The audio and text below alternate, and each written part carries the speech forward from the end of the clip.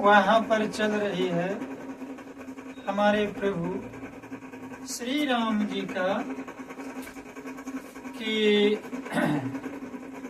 जब भगवान शिव जी माता सती के साथ है दास बताया था कि अगस्त ऋषि के आश्रम से श्री राम जी के पावन कथा को सुन करके अगस्त मुनि जी को हरि भक्ति प्रदान करके उन्हें दे करके वापस लौट गए। दास ये भी कहा था कि राम जी के भक्ति प्रदान करने का अधिकार जो है वो शिव जी के पास है, और जो राम जी की भक्ति चाहता है उनको शिव जी को अवश्य संभावी मनाना पड़ेगा, उनके चरणों में सर को झुकाना। शिव दो ही मन दास कहावा हो ही नहीं सकता है, असंभव। इसलिए हमारी संस्कृति कहती है, हमारी सभ्यता कहती है कि हम जिस धर्म है, जिस संस्कृति के अंश है, वहाँ पर दो व्यक्ति कहिए मानव तन में निराकार परमात्मा और शिव राम एक दूसरे के इस प्रकार श्री रघुनाथ जी के गुणों की कथाएं कहते सुनते दोनों पति पत्नी शिव जी और माता सती जी वहां से चल चुके हैं। चूंकि अगस्त्य मुनि का आश्रम दक्षिण दिशा में है और कैलाश पर्वत हमारे उत्तर दिशा में है, देखिए हर शब्द पर दास कोशिश करता है कि कुछ न कुछ उसके जो असलियत व्याख्या मानव जीवन के सफल के लिए है उसकी ओर इशारा करे। दास अपने पहनावा ओढ़ावा पर ध्यान नहीं देता, दास अपने खान पान को मान्यता नहीं देता, क्योंकि खान पान है तन के खातिर उनका कोई संबंध नहीं।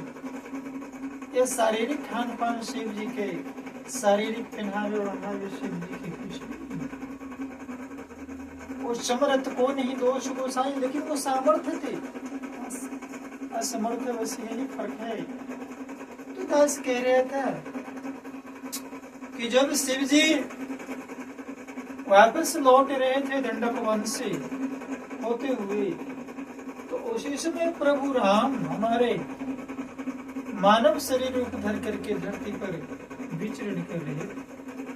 शिव जी के हृदय में बड़ी खलबली मच रही थी, लेकिन सती जी इस बात को नहीं जानता। तुलसीदास जी कहते हैं कि शिव जी के मन में यानी भेद खुलने के डर था, इसलिए माता सती जी को वो इस बात को नहीं बता पा रहे थे। दर्शन के लोग से उनके नेत्र ललचा भी रहे।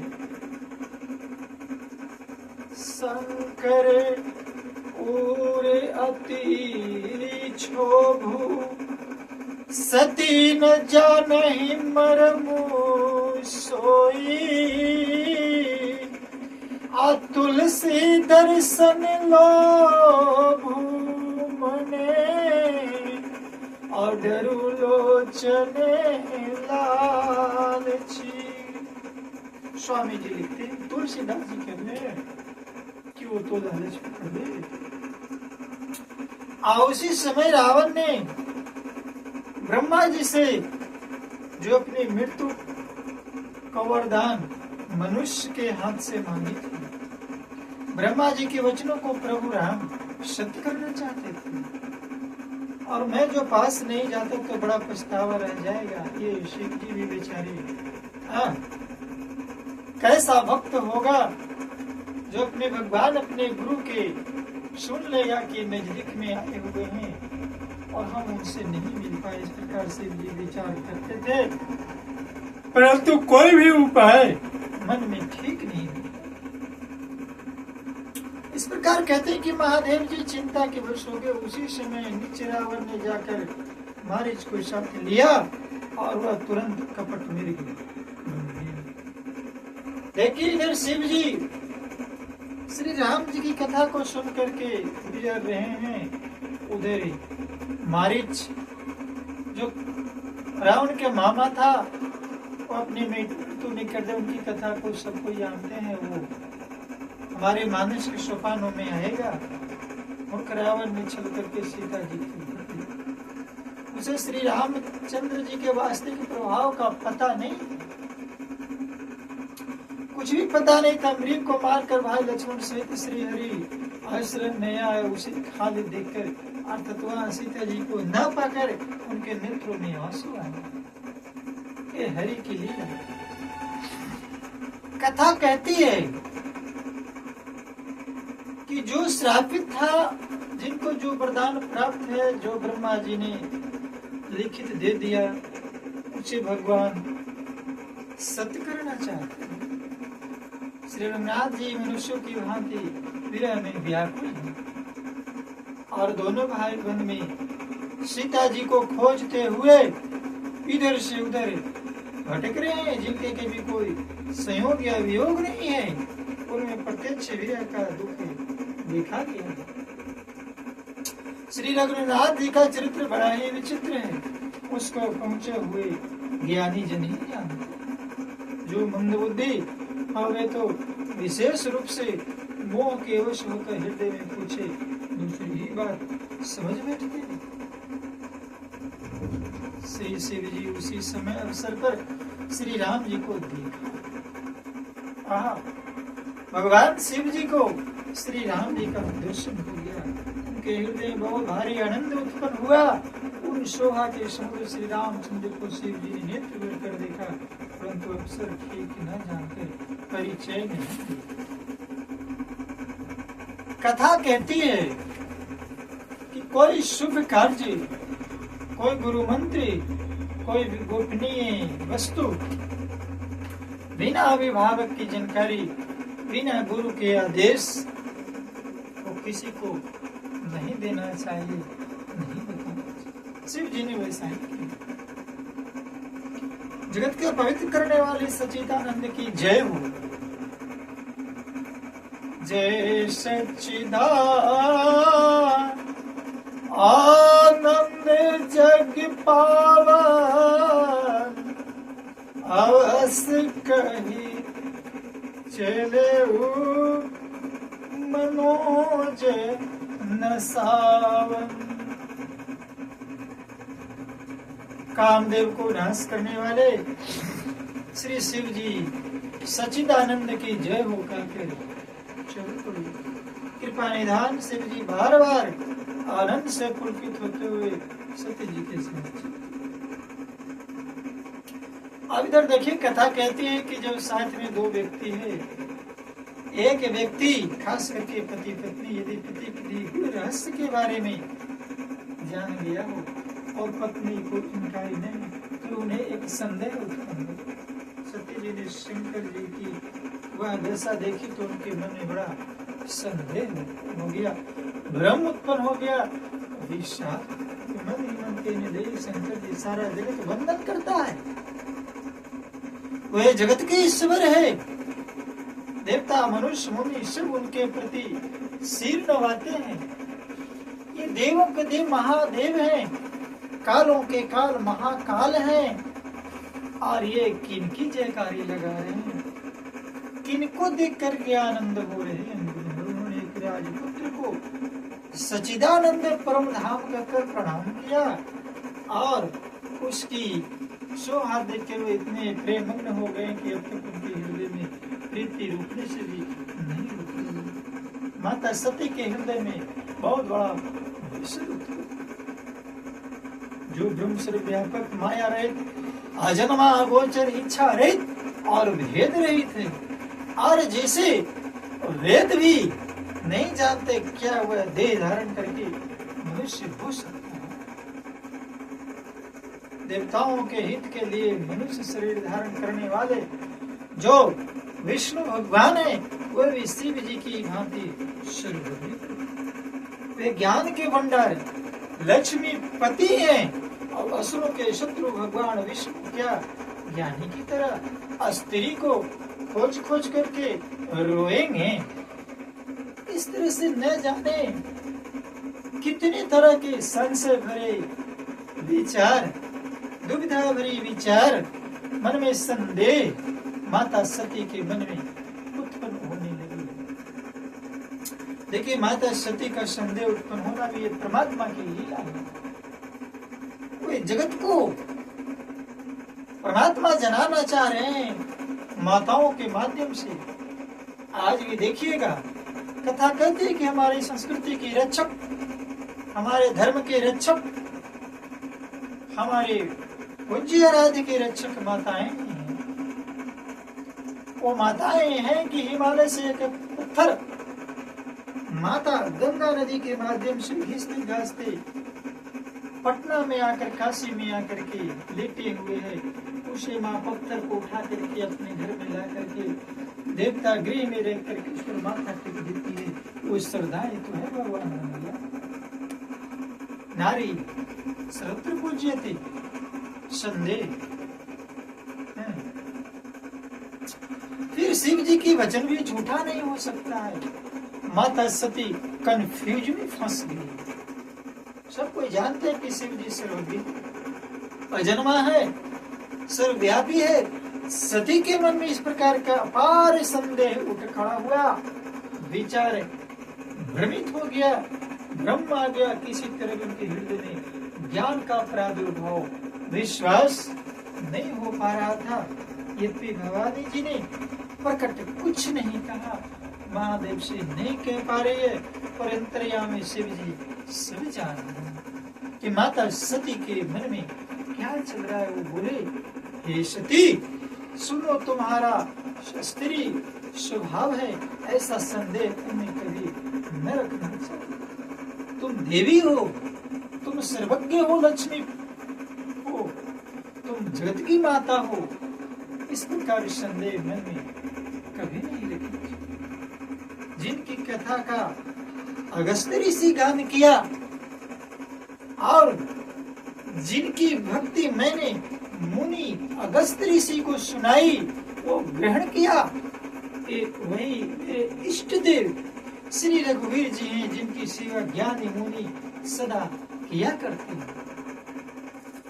शिव जी कह रहे हैं, मो सोई में इष्ट देव रघुवीरा, सोई मम इष्ट देव रघुवीरा, असेवत जाहि सदा मुनि धीरा, जासु कथा कुंभ ऋषि गाई,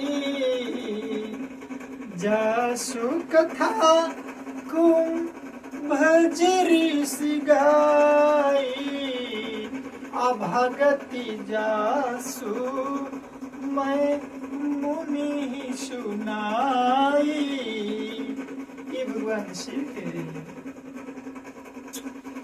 और उन्होंने ये भी कहा कि ज्ञानी मुनि, योगी, तपस्वी, सिद्धि निरंतर निर्मल चित्त से, निर्मल मन से, निर्मल हृदय से, वेद के जानकार जिनका ध्यान करते हैं, पुराण जानने वाले हैं, वेद, पुराण और शास्त्र सब मिल करके भी नेति नेति, इतना ही नहीं बखान यह संभव है कहकर जिनकी कृति गाते हैं, उन्हें सर्वव्यापक समझते ब्रह्मांडों के स्वामी, मायापति, नित्य परम स्वतंत्र ब्रह्म रूप भगवान श्री राम जी ने अपने भक्तों के हित के लिए, अपनी इच्छा से, किसी दूसरे की इच्छा के लिए नहीं, माता सरस्वती कृपा करी कि माता सती की बुद्धि, हमारे गणनायक,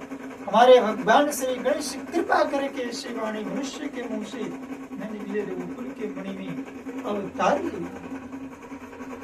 ये भगवान शिव माता सती को जानकारी दे रहे हैं। निधीर जोगी सीधि संतत विमल मन विद्यावरी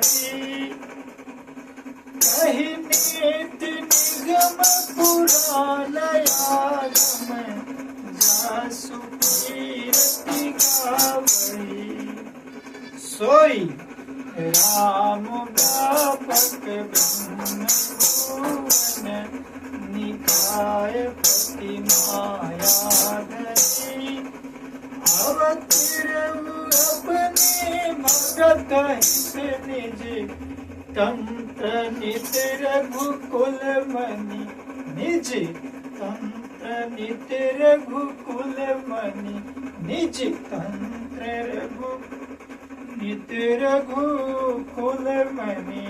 क्षमा करेंगे, रघुकुल के मणि में अवतार लिया। ये बात कौन कह रहे हैं? गोस्वामी तुलसीदास जी नहीं, दास नहीं, कोई साधारण व्यक्ति नहीं, तेरे लोक के स्वामी, देवों के देव, इष्ट देव भगवान भूतनाथ इस बात कह रहे। इसलिए प्रेम भाव से एक बार बोल सियावर रामचंद्र भगवान की जय। और हमको ये भी ध्यान रखिए, हरा हरा भगवान शंकर महादेव की जय। यद्यपि शिव जी ने बहुत बार समझाया, फिर भी सती जी के हृदय में उनका उपदेश नहीं बैठा। और तब महादेव जी ने मन में भगवान की माया का वर्णन कर मुस्कुराते हुए बोले। शिव जी समझ गए कि भगवान की यह माया है। और कथा कहती है कि भगवान की माया के सामने किसी की चलती नहीं है। दास को जहाँ तक समझ है, जहाँ तक सरस्वती, जहाँ तक राम, जहाँ तक लक्ष्मी, जहाँ तक दुर्गे काली माँ भवानी, जहाँ तक ये महादेव राम, जहाँ तक प्रभु तेरे लोक के स्वामी विष्णु और माता दुर्गे भगवान देवों के देव पूज्य भगवान गणेश मुखारे बिंद से निकल आ रहे हैं। श्री रामचरितमानस ये साधारण पुस्तक नहीं है। भगवान शिव हंस पड़े और कहते हैं कि तुम्हारे मन में बहुत संदेह है, जब मेरी बात तुमको समझ में नहीं आ रही है, हम पर विश्वास नहीं हो रहा है। देखिए कथा कहती है, देखिए यहाँ पर दो दास के जहाँ तक समझ में आ रहा है कि अपने हमें चाहिए, माताओं के चरणों में दास हाथ जोड़ करके विनती करता है कि अपने पति की बातों पर यकीन करना चाहिए, विश्वास करना चाहिए। यदि पति सही हो, भगवान शंकर तो सही ही है, लेकिन उनकी बातों पर यदि पति सही बात कह रहा है, सत्य की बात कह रहा है, ईश्वर के सानिध्य में बात कर रहा है, तो उस बात को पत्नी को माननी चाहिए, क्योंकि वो वाम भाग में विराजमान होती है, उनके चरणों में स्थान होती है। तो शिव जी कहते हैं कि संदेह तो तुम जाकर परीक्षा क्यों नहीं, जब तक तुम मेरे पास लौट आओगी तब तक मैं इसी वड की छाया में बैठ। शिव जी कहें कि जाओ भाई, यदि मेरे बात पर संदेह हो रहा है तो हमको क्यों परेशान कर रही हो। इस वट वृक्ष के नीचे मैं बैठता हूँ और जाओ तुम उस जिसको तुम साधारण मनुष्य समझ रहे हो जाकर परीक्षा ले। जिस प्रकार तुम्हारा यह अज्ञान जनित भारी भ्रम दूर हो जाए, भली भांति विवेक के द्वारा सोच समझकर तुम वही करना। शिव जी की आज्ञा पाकर सती चली और मन में सोचने लगी कि भाई क्या करूं, कैसे परीक्षा लूं। देखिए डर भी है, शिव जी आगाह भी किए हैं, भली भांति विवेक द्वारा सोच समझ कर करे सुजतनो विवेक विचारी। लेकिन कहते हैं कि जो मन में भ्रम समा जाता है ना, कोई विवेक काम नहीं करता। संदेह समा जाता है नहीं तो कोई विवेक काम करता ही नहीं। इस प्रकार सती जी वास्तव में परीक्षा लेने के लिए चल दी। भगवान शिव के हृदय में अब तो लगा कि वो, देखिए कथा कहती है ना कि जब कोई अपने से श्रेष्ठ की बात, चाहे वो पुत्र हो पुत्री हो, माता पिता के बाद दादा दादी हो, चाचा चाची हो, नाना नानी हो, जो भी हो, पत्नी हो, जो पति की बात नहीं मानती है, नहीं मानते हैं बच्चे, तो थोड़ा सा कष्ट होता है, दुख होता है। शिव जी पूछते रहे कि इतना समझाया लेकिन माँ सती नहीं मानी। अब तो परमात्मा, इधर शिव जी ने मन में ऐसा अनुमान किया कि ये जो दक्ष कन्या यानी माता सती जी के पिता का नाम दक्ष था, कल्याण नहीं है। जब मेरे विचार पर संदेह किया है, मेरे मन पर संदेह किया है, मेरे वचन पर संदेह किया है, और अभी अभी तुरंत ही अगस्त ऋषि के आश्रम में हम इतने कथा सुनाए भगवान श्री राम का, चूंकि वहां तन से वो सती थी, मन से थी नहीं, वो कथा सुनी नहीं। अब यहाँ पर कथा कहती है कि दास जो श्री रामचरितमानस की जो ज्ञान रूपी अमृत की वर्षा अपने चैनल के माध्यम से मोटा मोटी भाषा में जहाँ तक माँ सती की कृपा से, प्रगति की कृपा से, माँ सरस्वती की कृपा से, भगवान गणेश की कृपा से, साक्षात कहिए ब्रह्म नाम की कृपा से जो जा रहा है, प्रवाहित हो रहा है, इस पर भी यदि कोई संदेह करे तो भाई दास उसमें कोई दोष ही नहीं है। दास क्या कर सकता है? जो परमात्मा क्रम करावनहार है, तू सब कुछ तेरे पास, और अंग संग तुझको देखकर दास करे अरदास, और तू राजा अधिराज है, मैं दासन का दास, मैं दासन का दास। तो जब मेरे समझाने से भी संदेह दूर नहीं होता, तब मालूम होता है कि विधाता ही उल्टे है, अब सती का कुशल नहीं। इस प्रकार शिव जी के मुख से अकस्मात ही निकल गई कि इहास मन अनुमाना अध्यक्ष सुता कहो नहीं कल्याणा, मोरे कहे ना संशय जाहि, अवधि विपरीत भलाई नाही। शिव जी समझ गए कि अब तो वही होगा जो कुछ राम ने रचा है, और तर्क करके कौन बिन मतलब के माथा खपाने से कोई फायदा नहीं है। ऐसा कहकर शिव जी भगवान श्री हरि का नाम जाप करने लगे। सती जी वहां गई जहां सुख के धाम प्रभु श्री रामचंद्र थे। इस प्रकार कथा कहती है कि शिव जी के मुख से अकस्मात निकल गया, होई सोई जो राम रे चिराखा। शिव जी नाराज हैं। होई सोई जो राम रचि राखा, अब को करी तरक बढ़ाव साखा। अब शिव जी समझ गए कि हमको दिमाग लगाने से कोई फायदा नहीं है, तो कथा उस स्थान पर पहुंच चुकी है जहां माता सती भगवान श्री राम को परीक्षा लेने के लिए पहुंच गई है। इधर शिव जी बेचारे अपने वट वृक्ष के नीचे बैठ करके वही तुम पुनि राम दिन राती, तुम पुनि राम दिन राती, सादर जपहु अनंगय राती, तुम पुनि राम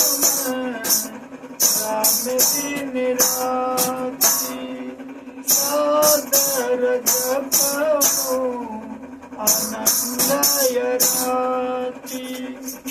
इस बात को चरितार्थ करने के लिए वे यानी भगवान श्री राम राम राम राम जप करने लगे। तो कथा आज के लिए 10 यहीं पर रखना चाहता है कि माता सती परीक्षा लेने के लिए राम जी के पास पहुंच चुकी है।